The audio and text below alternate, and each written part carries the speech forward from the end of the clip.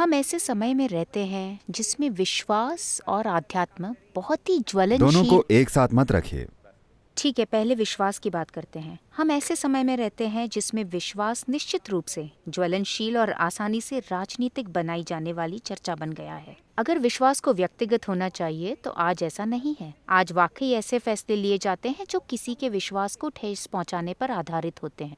आपने अभी भोजन की बात की। मैंने कहीं पढ़ा कि आपने कहा है कि भोजन में धार्मिक कुछ नहीं है, बस वो खाइए जो आपको पसंद है। नहीं नहीं नहीं, वो मैंने खाइए ये जो नहीं आपके लिए कहा। अच्छा मैंने है। कहा वो खाइए जो ठीक है, आपके वो लिए खाइए अच्छा जो है। आपके लिए ये दोनों अच्छा है। बिल्कुल अलग चीजें मैं हैं। खुद को सुधार लेती हूँ, वो खाइए जो आपके लिए अच्छा है। लेकिन आज गोमांस प्रतिबंध की चर्चा को काफी राजनीतिक रंग दिया गया है, जो विश्वास पर आधारित है। वो खाना निश्चित रूप से आपके लिए अच्छा नहीं है। गोमांस या कोई भी मीट। मैं उसकी ठीक है, बात करूंगा, आप सवाल पूरा ठीक है, तो कीजिए। मैं इसे एक उदाहरण के रूप में ले रही हूँ कि विश्वास के आसपास राजनीतिक चर्चा कैसे होती है। आप लोगों के एक समूह के विश्वास और व्यक्तिगत आजादी में मिलाप कैसे करेंगे। मैंने पढ़ा है कि आप सलमान रश्दी की लिखी किताबें पसंद करते हैं। हम पहले देश थे जिसने उन पर विश्वास के नाम पर प्रतिबंध लगाया था। हम विश्वास और व्यक्तिगत स्वतंत्रता के बीच सामंजस्य कैसे लाएं? देखिए, ऐसा हमेशा कहा जाता है कि विश्वास पहाड़ हिला देता है। हाँ, लेकिन ये आपके दिमाग को जमा देता है। लेकिन आप इस दुनिया में जो सबसे बड़ा अपराध कर सकते हैं वो है पहाड़ को हिलाना। आपको पहाड़ों को नहीं हिलाना चाहिए, उसे अपनी जगह होना चाहिए। वो बस कहीं से गिरा नहीं है, वो विकसित हुआ है, क्योंकि कई तरह की शक्तियां निश्चित रूप से काम कर रही हैं। जबरदस्त गतिविधि हुई है पहाड़ बनाने के लिए। आपको पहाड़ को कभी नहीं हिलाना चाहिए।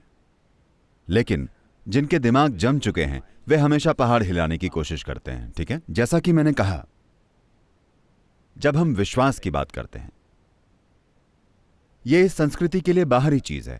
हमारे पास कभी भी इस संस्कृति में विश्वास नहीं था। आपको 1000 साल से थोड़ा पहले देखना चाहिए, जब से हम गुलाम रहे हैं। Here we have been told always, your life is your karma. यहां हमें बताया गया है कि आपका जीवन आपका कर्म है। कर्म मतलब काम। किसका काम? आपका काम। तो हम कह रहे हैं कि आपका जीवन पूरी तरह से आपने बनाया है। कोई ऊपर बैठकर इसे आपके लिए चला नहीं रहा। यह पूरी तरह से आपका है।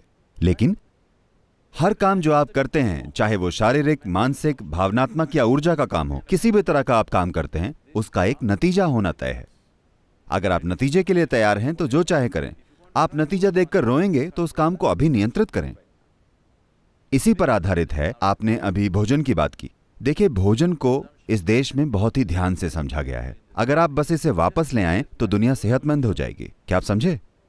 यहां हमने अलग अलग तरह के लोगों को पहचाना है कि उन्हें क्या खाना चाहिए। अगर आप मेहनत कर रहे हैं तो आपको क्या खाना चाहिए। अगर आप व्यवसाय कर रहे हैं तो आपको क्या खाना चाहिए। अगर आप आध्यात्मिक प्रक्रिया में हैं तो क्या खाना चाहिए। शिक्षा से जुड़े होने पर क्या खाना चाहिए। ऐसा इसलिए है क्योंकि हर इंसान को अलग अलग तरह के शरीर की जरूरत होती है। आपको मिस्टर बोल्ट के साथ 100 मीटर भागने हैं तो आपको क्या खाना चाहिए। आप बस दिल्ली में काम करते हैं तो आपको क्या खाना चाहिए। आपको एक निश्चित तरीके से सोचना है तो आपको क्या खाना चाहिए। इन सभी के लिए हमारे पास स्पष्ट निर्देश हैं। जब भोजन की बात होती है तो इसका मतलब है हम एक अन्य जीवन चुनते हैं, चाहे वो कुछ भी हो, वनस्पति हो या जानवर हो। आप एक अन्य जीवन को लेते हैं और लेकर खाते हैं और आपको उसे अपना जीवन बनाना होता है। पूरी चीज यही है। आपका जीवन क्या है और वो जीवन क्या है। अगर आप ये देखें, दुनिया का हर जीवन धरती से आता है। वो शरीर भी वही मिट्टी है, ये शरीर भी वही मिट्टी है। अगर एक केंचुआ हो तो वो भी वही मिट्टी है। लेकिन देखिए, ये कैसा बन गया है, ये कैसा बन गया है और वो कैसा बन गया है। अगर मैं आपको केला पसंद है या आम? आम। आम। मुझे पता है आप इस समय राज्य चला रहे हैं। अब अगर आप एक आम खाती हैं तो वो आम आप में स्त्री बन जाता है। अगर मैं एक आम खाता हूं तो वही आम मुझ में पुरुष बन जाता है। अगर एक गाय आम खाती है तो वही आम उस गाय में गाय बन जाता है। ऐसा क्यों होता है? आपके अंदर एक तरह की जानकारी या सॉफ्टवेयर है। आप जो भी खाती हैं वो उसे स्त्री बना देता है। अगर मैं खाता हूं तो पुरुष बन जाता है, गाय खाती है तो गाय बन जाता है। तो हर जीवन जिस प्रकार से चल रहा है उस प्रकार की जानकारी के एक निश्चित आयाम की वजह से चल रहा है, या आधुनिक शब्दों में इसे सॉफ्टवेयर कह सकते हैं। एक निश्चित सॉफ्टवेयर है जो जानकारी की एक व्यवस्था है। अब सोच यह है कि जितना सरल हो सके उतना सरल सॉफ्टवेयर खाया जाए। अगर आप वैसा जीवन खाएंगे जो बहुत ही सरल सॉफ्टवेयर है, तो उस सॉफ्टवेयर को तोड़कर पूरी तरह से अपना हिस्सा बनाने की आपकी क्षमता काफी अच्छी होगी। जैसे जैसे वो सॉफ्टवेयर जटिल होता जाता है, ज्यादा से ज्यादा जटिल, तो उसे अपना हिस्सा बनाने की आपकी क्षमता कम होती है। विशेष रूप से अगर वो एक जानवर है जिसमें विचार और भावनाओं की कोई क्षमता है, अगर उसमें भावनाएं हैं तो आपको उसे नहीं खाना चाहिए। यही समझ है।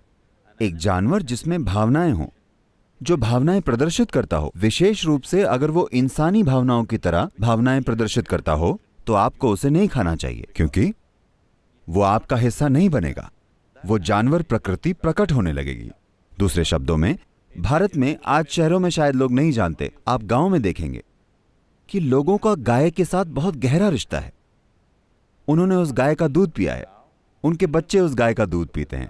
एक बहुत गहरा रिश्ता है। शायद आप न जानती हों, गाय एक ऐसा जानवर है कि अगर आपको कुछ होता है और आप किसी तरह के दुख में हैं, तो आपको गाय के पास होने की जरूरत नहीं है। गाय आपके घर में जहां भी हो, वो आपके लिए आंसू बहाने लगेगी। मैंने ये अपनी आंखों से देखा है, मुझे विश्वास नहीं हुआ था। जब घर में कोई मर जाता है, गाय को कैसे पता वो कहीं और है, पर बस आंसू बहने लगते हैं। तो जब उसमें इतनी गहरी भावनाएं हैं, तो उसे मारना एक इंसान को मारने की तरह है। ये हत्या है या इंसान का मांस खाना है। तो इसलिए ये कोई विश्वास की बात नहीं है, ये धर्म की बात नहीं है। हमें लगा ये बुनियादी समझ है। जब हमें भूख लगे तो मैं आपको काट कर क्यों नहीं खा सकता? इसमें गलत क्या है? गलत क्या है, मैं पूछ रहा हूँ। लेकिन आप जो कह रहे हैं वो कई अन्य जानवरों के बारे में भी होना हाँ चाहिए, बिल्कुल। ना कि सिर्फ गाय के बारे में। और अब ये सिर्फ गाय की बात हो रही है, तो निश्चित रूप से ये समझा जाता है कि ये राजनीतिक या धार्मिक निर्णय है। No, I'm not talking about whatever the law. बात ये नहीं है कि लोग कह रहे हैं कि मांस खाना क्रूरता है, वो एक अलग बहस होगी। मैं क्रूरता की भी बात नहीं कर रहा। एक पेड़ को काटना भी क्रूरता है मेरे अनुभव में, लेकिन आपको करना पड़ता है। लेकिन अगर आप जागरूक हैं तो आप उसे कम से कम करेंगे, न कि निर्दयता से। यही सब कुछ है। अब इस राजनीतिक प्रतिबंध की बात करें, गोमांस या जो भी, इससे कई चीजें जुड़े हैं। एक चीज है संवेदनशीलता। आपने उस गाय का दूध पिया है, वो आपकी मां की तरह है। अपनी मां को मारना और खा लेना एक ऐसी चीज है जो इस देश में लोग हजम नहीं कर सकते। आज भी 80% लोग उस श्रेणी में आते हैं और उनमें एक जबरदस्त भावना है, बहुत जबरदस्त भावना। पर क्योंकि उन्हें एक तरह से विनम्र बनाया गया है, इसलिए उन्होंने आक्रामक प्रतिक्रिया नहीं दी है। लेकिन कुछ जगहों में ऐसा हुआ है, गांव और अन्य जगहों में, बहुत से गांवों में पहले से ही गोमांस प्रतिबंधित है। बस ये तय है, न कि कोई कानून है कि आप ऐसी चीजें गांव में न लेकर आएं। हाँ। मैं ये नहीं कह रहा हूं कि आप उस पर प्रतिबंध लगाएं या न लगाएं। मैं कह रहा हूं कि आपकी आबादी की संवेदनशीलता समझे बिना आप इसे जबरदस्ती नहीं कर सकते, क्योंकि ये बढ़ रहा है, ये व्यापार विकसित हो रहा है। भारत गोमांस का एक बड़ा निर्यातक बन रहा है। ये ठीक नहीं है। अगर कोई कुछ खाए भी तो ये उनका निजी शौक है, लेकिन अब आप इसे बढ़ावा दे रहे हैं और इसे विकसित कर रहे हैं। ये एक गंभीर चिंता है, लेकिन हमारे लोग इसे प्रकट नहीं करते। वे सड़क पर जाकर किसी को मारेंगे नहीं क्योंकि उन्होंने एक गाय को मार दिया। तो प्रतिबंध की जरूरत नहीं है। More education was needed rather than banning. ज्यादा शिक्षा की जरूरत है बजाय प्रतिबंध के। लेकिन आपने इस बारे में बात नहीं की कि विश्वास और व्यक्तिगत स्वतंत्रता में बार बार टकराव होता नजर आता है। किताब पर प्रतिबंध लगा, लोगों को पेरिस में मार दिया गया क्योंकि उन्होंने पैगंबर मोहम्मद का अनादर किया। तो ये कहाँ खत्म होगा? देखिए, हम धर्म के नाम पर हिंसा और राजनीति को कैसे रोकेंगे? अगर आप इसे रोकना चाहती हैं, आपको समझना चाहिए। आप कह रही हैं आज, ये आज नहीं हुआ है। पिछले 2000 सालों से विश्व का यही इतिहास है। लगातार ये हो रहा है पूरे विश्व में। सुसाइड बॉम्बर नए हैं। देखिए, आप धर्म युद्ध और अन्य चीजें भूल गई हैं जिन्हें इतिहास में दर्ज नहीं किया गया। करोड़ों लोगों को मारा गया भगवान के नाम पर, ठीक है? यह हमारे लिए नया है, लेकिन यहां भी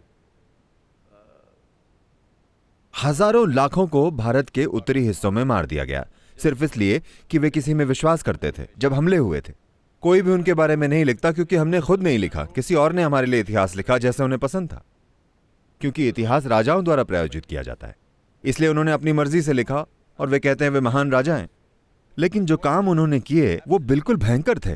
तो आपको समझना होगा कि विश्वास हमारे लिए नया है।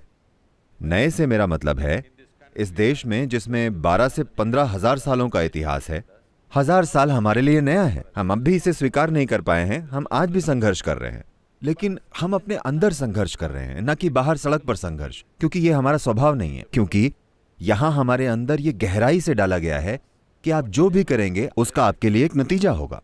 अगर आप फिर से जीवन लेते रहेंगे तो भी आपको नहीं छोड़ेगा, ये आपके पास लौट कर आएगा। ये बताया गया है, ये लोगों को नियंत्रित करता है। ये जबरदस्त तकनीक है, प्लीज ये समझिए। ये कोई नकली चीज नहीं है, ये वास्तविक चीज है। हर चीज जो आप सोचते हैं, महसूस करते हैं या करते हैं, उसका नतीजा होता है। इसलिए नहीं कि कोई बैठा सोच रहा होगा कि उसे आपको एक इनाम या सजा देनी चाहिए। ये आपकी अपनी केमिस्ट्री में होता है।